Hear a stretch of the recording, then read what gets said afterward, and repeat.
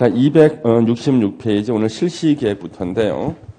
자, 그래서 우리 지난 시간에 이제 도시개발법 앞부분을 공부를 했죠. 그렇죠? 예. 이거 6문제 나오는데 물론 잘 기억이 안 납니다. 그렇죠? 예. 우리 총칙 파트가 이렇게 있었어요.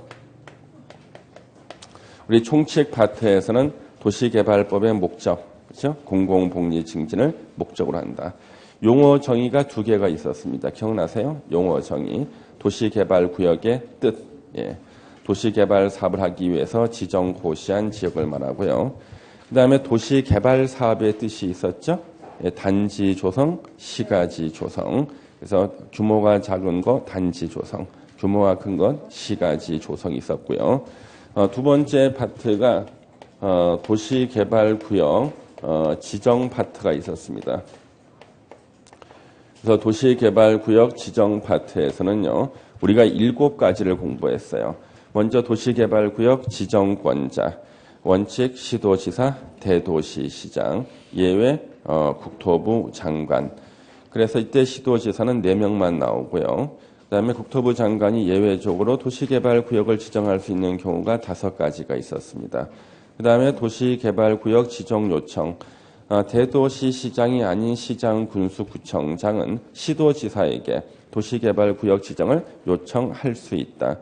이때 도시계획위원회 자문을 거칠 수가 있는데, 자문을 거쳐야 되는데 지구단위 계획이 수립된 곳에서는 생략할 수 있다 그랬죠. 예. 그다음 우리 3번째 도시개발구역의 지정 규모가 있어요. 도시개발구역의 지정 규모, 원칙적인 지정 규모 면적을 암기하셔야 돼요. 그래서 자, 도시지역 안에서 주거지역, 상업지역, 자연녹지, 생산녹지는 1만 제곱미터 이상으로 도시개발구역을 지정하여야 한다.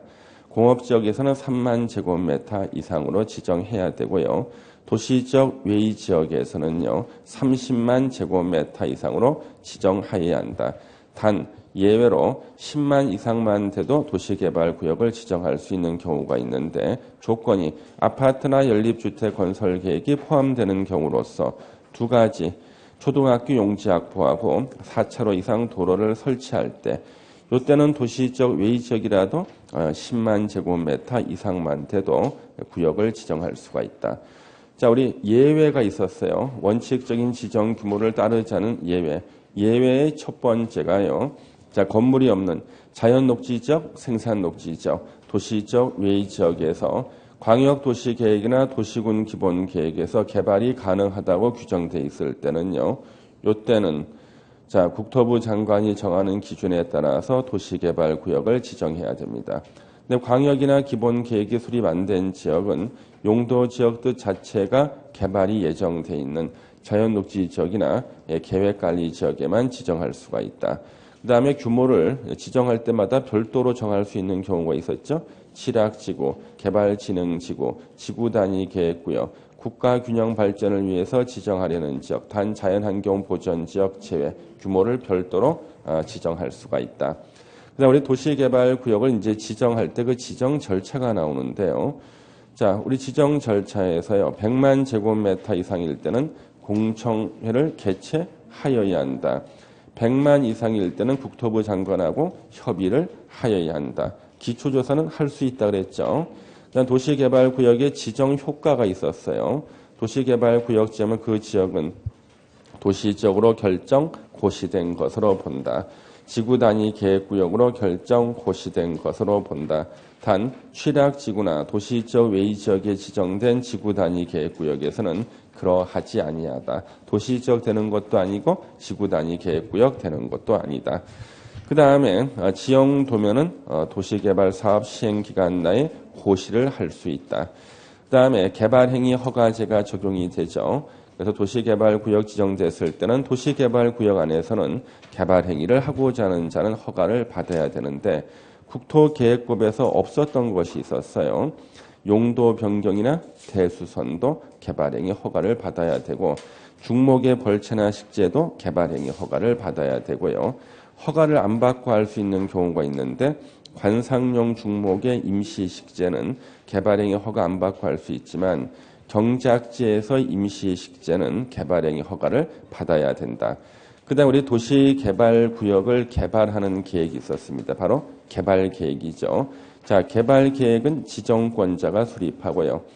개발계획을 수립하는 순서, 원칙은 도시개발구역 지정과 개발계획 수립을 동시하는 게 원칙입니다. 예외적으로 도시개발구역을 먼저 지정하고 개발계획 수립을 나중에 할 수 있는 경우가 시가지 조성하는 5군데하고 개발계획을 공모할 때예요.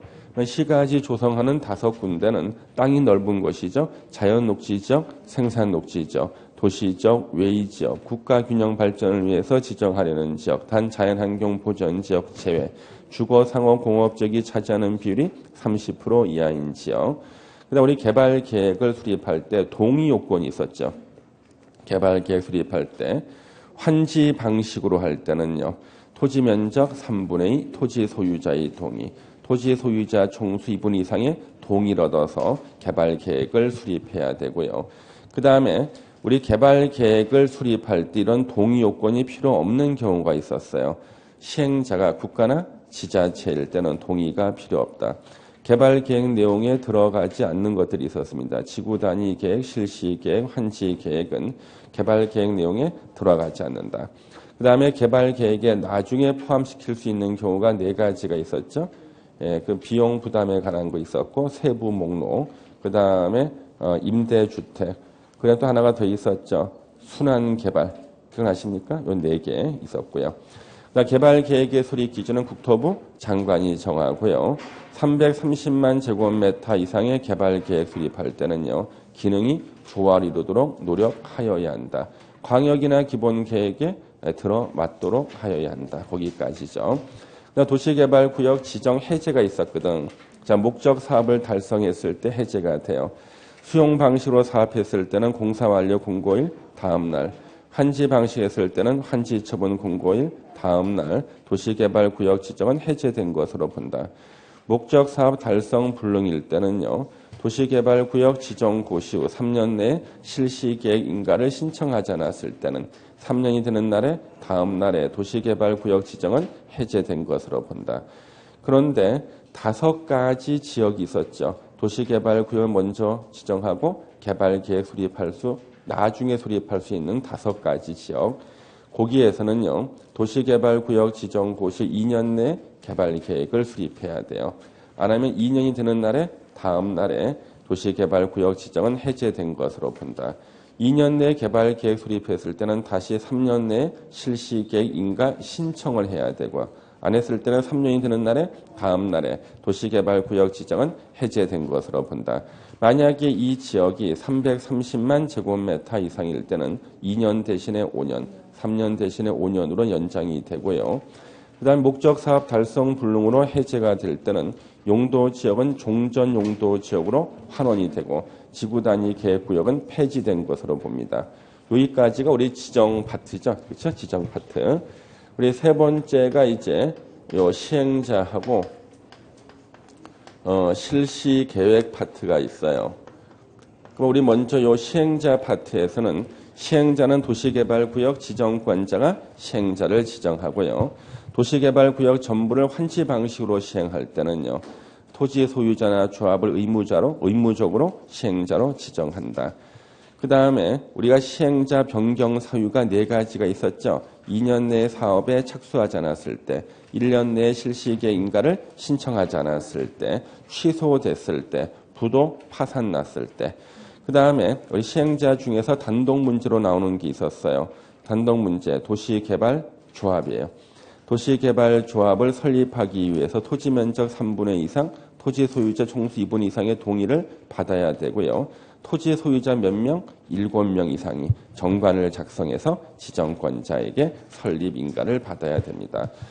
조합원은 누가 되는가? 토지 소유자 전원이 조합원이 되고 조합 설립에 동의하지 아니한 자라도 당연 조합원이 된다. 그 다음에 조합에는 조합장, 이사, 감사가 있고요. 조합장 또는 이사의 자기를 위한 조합과의 계약이나 소송에 대해서는 감사가 조합을 대표하게 됩니다. 그 다음에 우리 보유 토지 면적과 관계없는 평등한 의결권을 가진다. 꼭 기억하셔야 되고요. 50명 이상일 때는 대의원회를 둘 수 있다는데 대의원회가 대신 못하고 총회만이 해야 되는 것들이 있었죠. 개발계획 수립 변경도 있었고 그다음에 정관의 변경도 있었고 시험에 가장 많이 나왔던 거 조합 임원의 선임. 임원의 선임은요. 조합장, 이사, 감사 선임으로 시험에 나올 것이다 그랬죠. 여기까지가 우리 시행자 파트고요. 우리 오늘 할 것이 이제 실시 계획이에요. 그래서 혹시나 친구가 지난 시간에 뭐 배웠냐고 물어보면 방금 제가 말한 것처럼 얘기해 줘야 돼. 예. 한 7분 정도면 설명해 줄 수 있잖아. 외워서. 예. 외워서. 예. 7분 정도면 설명해 줄 수가 있잖아. 그렇죠? 예. 그래서 수다 떨지 말고 그냥 누가 물어보면은 지난주에 공부했던 거 이렇게 말로 설명해 주면 돼. 말로. 예. 말로. 그래서 예전에 제가 목이 너무 아파가지고 학생들한테 목이 좀 이렇게 돌아올 때까지 칠판에다 쓴 적이 있었어요. 한 10년 전쯤에 칠판에다 목이 너무 아파가지고. 그러니까 목 감기에 너무 심히 걸려가지고 중간중간에 목이 아파가지고 말을 못하고 그래서 칠판에다가 저쪽 끝에서부터 해가지고 저 끝에까지 이렇게 그날 강의한 내용들을 이렇게 다 썼습니다. 이렇게 썼어요. 이렇게. 그랬는데 단 한 글자도 안 틀리고 다 썼어. 예. 다 쓰고 나니까 분필이 반이 줄어들더라고. 예. 그리고 난 다음에 다음 시간 다시 읽었어요. 다시 읽었는데. 근데 학생들 같은 경우는 그때는 핸드폰이 이렇게 좋은 게 없어가지고 사진을 한 찍고 싶은데. 예. 근데 맨정신으로 하니까 이게 잘 안 돼. 맨정신으로. 아플 때 해야 돼, 그런 걸. 아플 때. 아플 때. 여러분도 몸이 안 좋으실 때 있잖아요. 공부했던 거 한번 적어보세요. 이렇게. 예. 컨디션 좋을 때는 말로 하고 안 될 때는 이렇게 좀 적어보십시오. 이렇게요. 오늘 여러분 나눠드린 거 있잖아요. 하도 학생들이 공부를 안 해가지고 예? 가로 세로 퍼즐 시험에 나올 만한 지문들만 가로 세로 퍼즐을 만들어놨어요.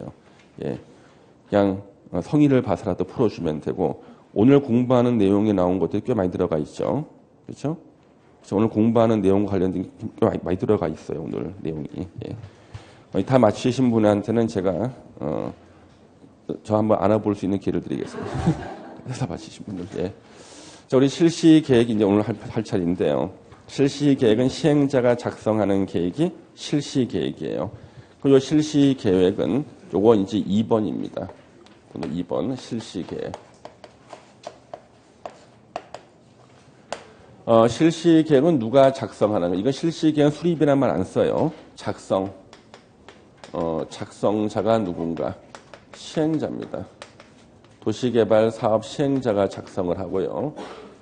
인가권자, 누가 도장 찍어주는가? 지정권자입니다.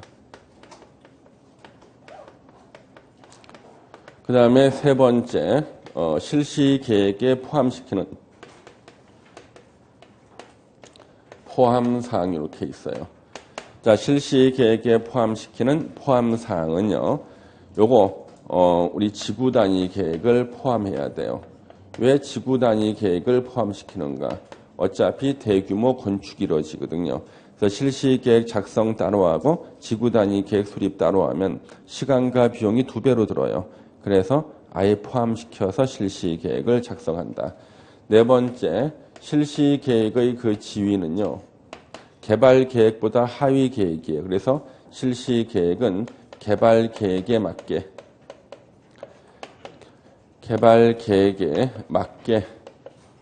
작성을 해야 됩니다. 그 다음에 이제 실시 계획에 대해서 이제 인가 고시가 있을 때요. 인가 고시의 그 효과.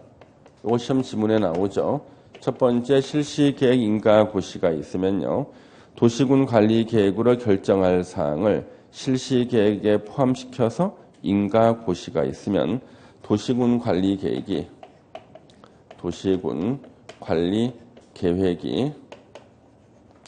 결정 고시된 것으로 본다. 결정 고시가 의제가 돼요.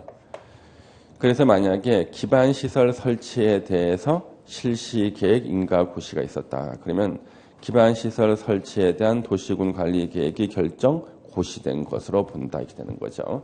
두 번째가요. 다른 법률에 의한 인허가 등의 의제가 생겨요. 의제. 그래서 실시 계획보다 범위가 좁거나 정도가 가벼운 사항은 인허가 등을 받은 것으로 본다. 그래서 실시계획 인가 고시가 있으면 뭐 건축 허가 받은 것으로 본다. 산지 전용 허가 받은 것으로 본다. 이런 인허가 등이 의제가 되는 겁니다. 이게 이제 실시계획 파트예요. 그러면 266페이지 실시계획 작성 나오죠? 개발 계획에 맞게 실시계획 작성 시행자가 지구 단위 계획이 포함돼야 되고요. 자, 실시계획 인가권자, 지정권자죠. 그렇죠? 예. 그 다음에 가로 3번에 의견 청취가 나오는데요. 이거 하나 더 중요하지 않지만 시험 지문에 나옵니다. 자기보다 계급이 낮은 사람의 의견을 듣는 건데요.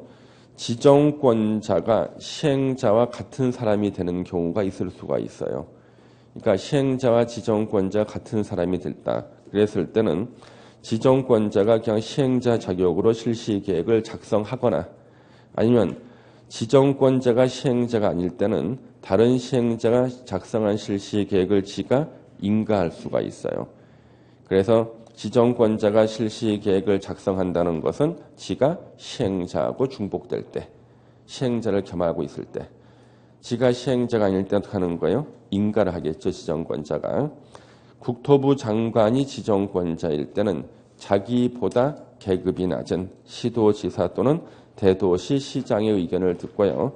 시도지사가 도시개발구역 지정권자일 때는 자기보다 계급이 낮은 대도시 시장을 제외한 시장, 군수, 구청장의 의견을 미리 들어야 된다.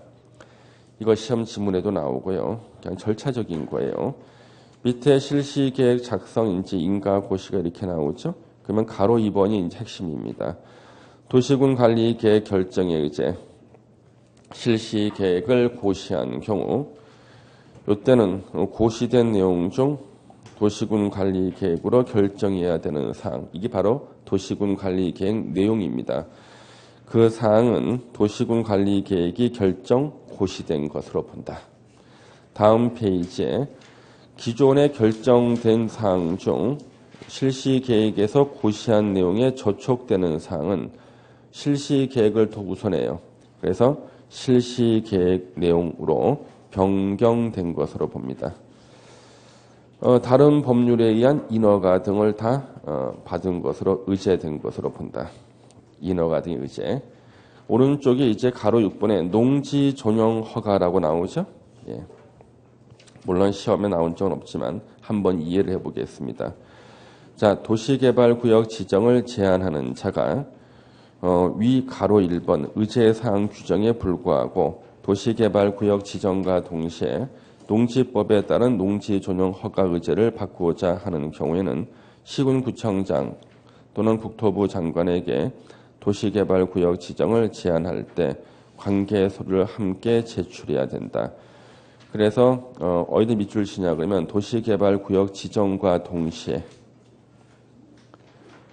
동그라미 1번 도시개발구역 지정과 동시에 농지 전용 허가를 받고자 하는 경우까지 밑줄을 치는 거예요.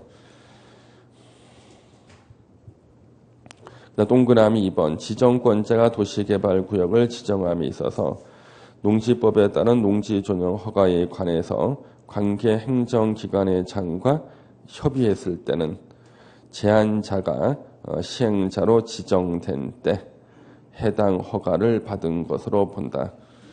자, 그러면 이 얘기가 왜 나오냐 그러면요. 예. 그것은 우리가 말이죠. 도시개발 사업할 때요. 가장 시간이 많이 걸리는 게 뭐냐면요. 농지를 매립하는 거예요. 농지를 매립하는 거예요. 그래서 자, 우리요. 실시계획 인가 고시가 있으면은 다른 법률에 의한 인허가 등을 받은 것으로 본다. 그러면 대표적인 게 농지 전용 허가 받은 것으로 본다가 돼. 그래서 실시계획 인가 고시가 있으면은요. 농지 전용 허가를 받은 것으로 보기 때문에 도시개발구역 안에 농지를 이제 매립할 수가 있어요. 근데 시간이 가장 많이 걸리는 게 농지 매립이야. 실제로. 그러면 실시계획 인가 고시가 있을 때 농지 전용 허가를 받은 것으로 보는 것보다는 이거보다 조금 앞선 게 뭐예요? 시행자가 지정됐을 때. 왜? 시행자가 실시계획을요. 예. 3년 내에 작성해서 인가 신청하잖아. 그러니까 시행자가 지정됐을 때 만약에 농지 전용 허가를 받은 것으로 봐준다 그러면요. 실시 계획을 작성하면서 농지도 같이 메워 나가는 거지. 그러면 도시개발 사업할 때 시간이 굉장히 오래 걸리는 거거든요. 오래 걸려요. 예. 가끔 가다가요. 어느 학원에서 책을 만드는데 그 학원은 갱책을 빨리 만드는 학원이 늦게 만드는 학원이 있어요. 어느 학원은 선생님들이 이제 그 문제집 같은 거 원고를 다 보내잖아요. 이걸 이제는 편집을 다 해. 이제 내용이 다 끝났어. 내용 끝나고 난 다음에 그 다음에 표지 디자인을 하는 회사가 있어요. 그러면 시간 오래 걸리지 않습니까 이거? 예. 원고 작업 다 끝나고 나서 표지 디자인을 해. 어떤 데는 원고 작업 시작하면서 표지 디자인부터 해서 같이 해. 예. 그러면 우리 표지 디자인 같은 것을 같이 상관없잖아. 그래서 여기는 그냥 시행자가 지정이 되면 그때부터 농지만큼은 전용 허가를 받은 것으로 봐서요. 실시계획 작성도 하고 농지도 메워 나가는 거예요. 이렇게. 그래서 지금 이게 나오는 거예요.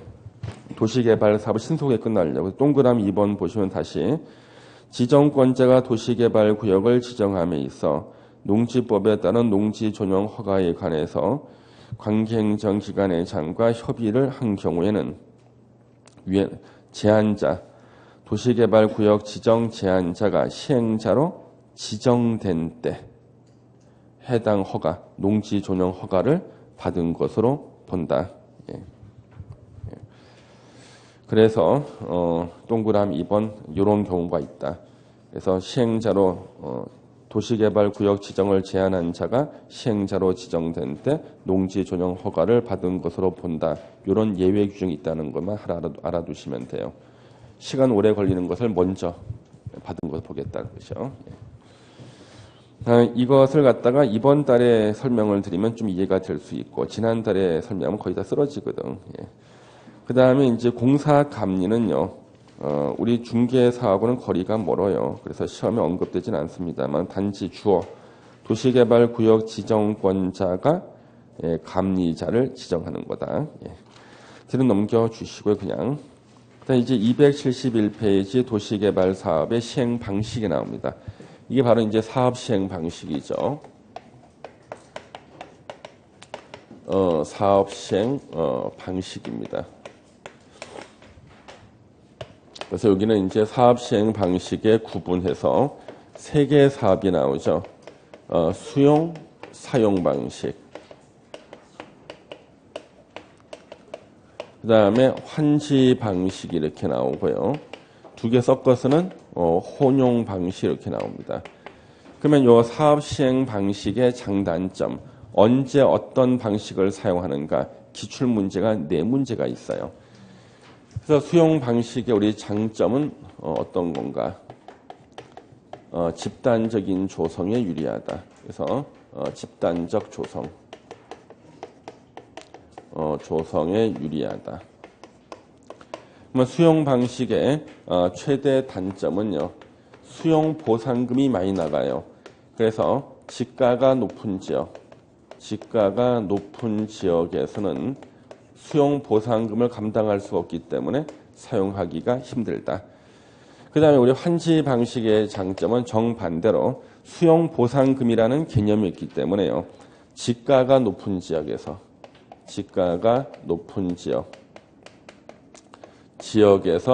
적합하다. 지가가 높은 지역은 환지 방식이 유리하고요. 환지 방식의 최대 단점은 절차가 지연되거나 복잡하다는 거죠. 여러분들 앞으로 중개업 할 때 환지 방식으로 사업한다 그러면 일단 거기서 빠져나와야 돼요. 예. 살아생전에 입주를 못해. 예. 그래서 내가 입주할 때까지 살겠다 그러면 장수가 돼. 장수. 예. 그 이마에 뭘 붙였나? 그 머리카락하고 같이 붙였네. 예. 지연되고 복잡하다. 환지 방식은요. 예. 그다음 이제 혼용 방식은요. 두 개 섞어 쓰는 건데요. 대상 지역을 분할해서 혼용한 게 있고요. 분할하지 않고 미분할 혼용 방식이 이렇게 있다 인 거죠. 예. 요거 장단점도 시험 지문에 나오기도 하고요. 자, 그러면 거기 271페이지에 시행 방식의 분류가 나와 있고, 자, 시행 방식의 변경이라는 것은요, 이거는 개념만 아시면 돼요. 수용 방식을 쓰지 않겠다는 뜻이에요. 그래서 수용 방식으로 변경하는 경우는 없어. 환지 방식으로 변경하는 경우는 있고 혼용 방식으로 변경하는 경우는 있지만 수용 방식으로 변경하는 경우는 없다. 그것만 알고 있으면 되고요.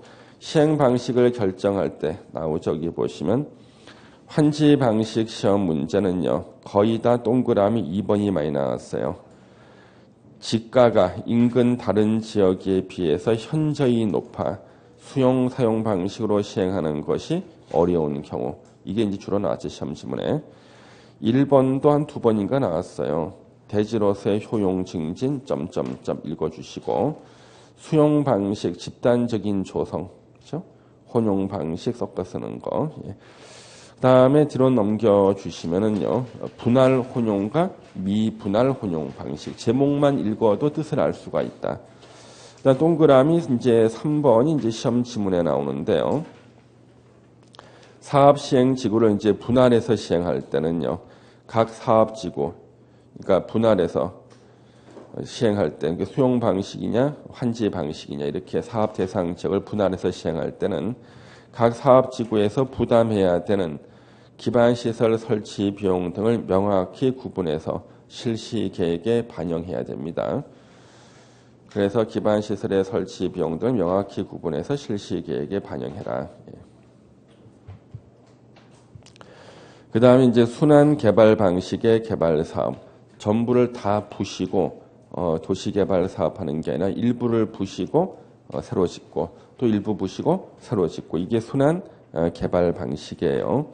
그래서 동그라미 1번의 그 개념 정도 알아두시면 됩니다. 순환 개발 방식의 개발 사업. 동그라미 2번은 뭐냐 그러면 순환 개발 방식으로 도시개발 사업할 때요. 임시로 거주하는 주택, 이게 순환용 주택이에요. 보통 임대 아파트를 많이 쓰죠. 임시 거주 시설로 사용하거나 임대할 수 있고요. 동그라미 3번을 보시면 순환용 주택에 거주하는 자가 철거하고 새로 지을 때까지 임시로 임대주택에 거주하고 있어요. 순환용 주택에 거주하는 자가 도시개발 사업이 완료된 후에도 순환용 주택에 계속 거주하기를 희망할 때 여러분들은요. 이제 새 아파트에 자기가 입주할 수 있는 분양권을 가지고 있는데 그동안 임시로 살던 임대 아파트가 너무나 정이 들어서 그 임대 아파트, 순환용 주택에 계속 거주하기를 희망할 때는요. 그 자에게 이를 분양하거나 계속 임대할 수 있다. 어때요? 이거는 이제 그 소유자한테는 별로 적용되지 않을 수가 있고요. 기존의 그 도시개발구역 내의 세입자한테는요, 더 적용돼서 좋을 수가 있거든요. 그래서 이것도 전문에 있어요.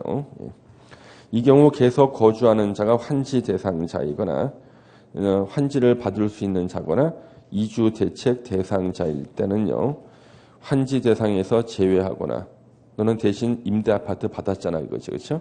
이주 대책을 수립한 것으로 본다죠. 5번은 이제 참고로 보시고 6번의 도시개발사 분쟁조정위원회 참고 보시면 되겠습니다. 뒤로 넘겨서 대표제는 작년도 기출문제죠. 28회 때. 작년도 기출문제. 이거 시험 보기 전까지 10번 이상 풀었어요. 예. 10번 이상 풀었다고. 아침에 나눠드리는 문제, 예상 문제, 모의고사 문제 10번 이상 풀고 시험장 갔어요. 그래서 틀리는 사람이 거의 없다고 생각하고 있습니다. 그렇죠? 1년인데 6개월로 바꿔냈거든요. 그다음 이제 274페이지 수용 방식이 나옵니다. 예, 수용 방식.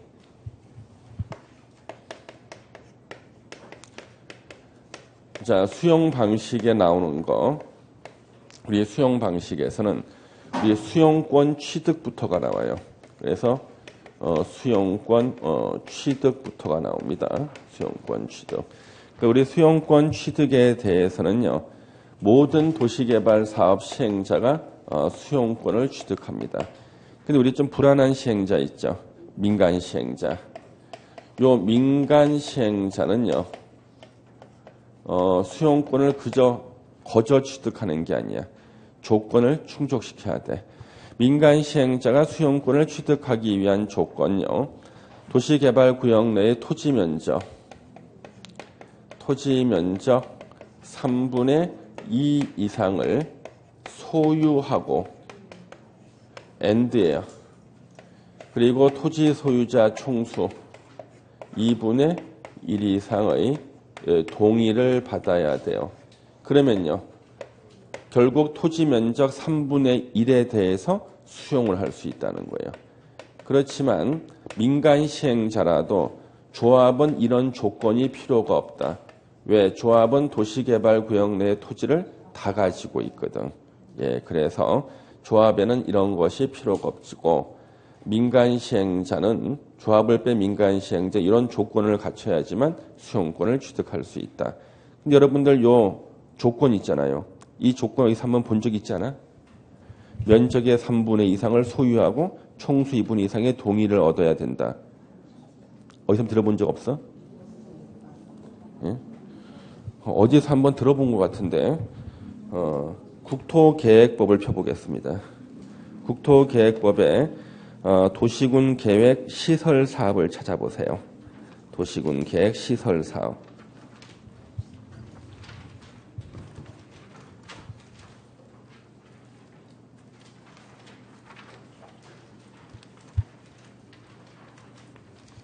도시군 계획 시설 사업의 시행자가 있는데요. 어디를 이제 보자면 196페이지. 196페이지 보면 여러분들이 현란하게 색칠해 놓은 게 나올 거야, 아마. 색칠된 별표도 해놓고.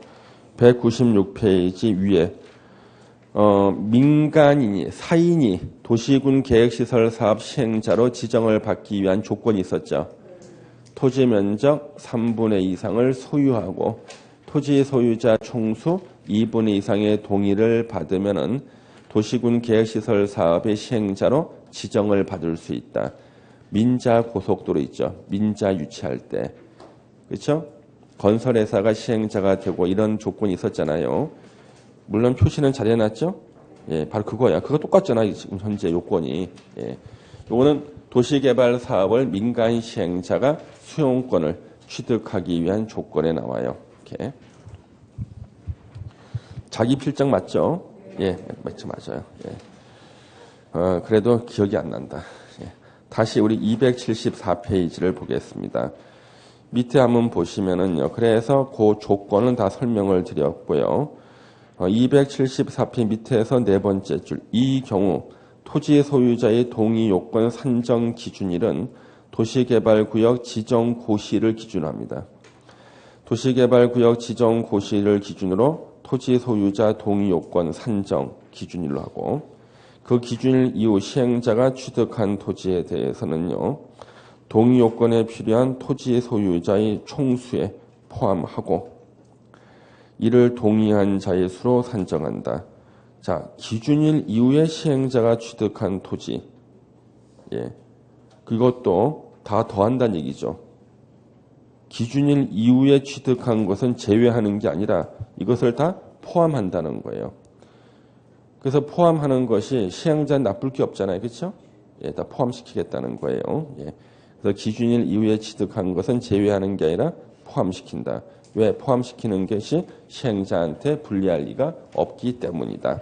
예, 그렇게 좀 보시면 되겠네요. 잠시만 쉬었다 계속하겠습니다.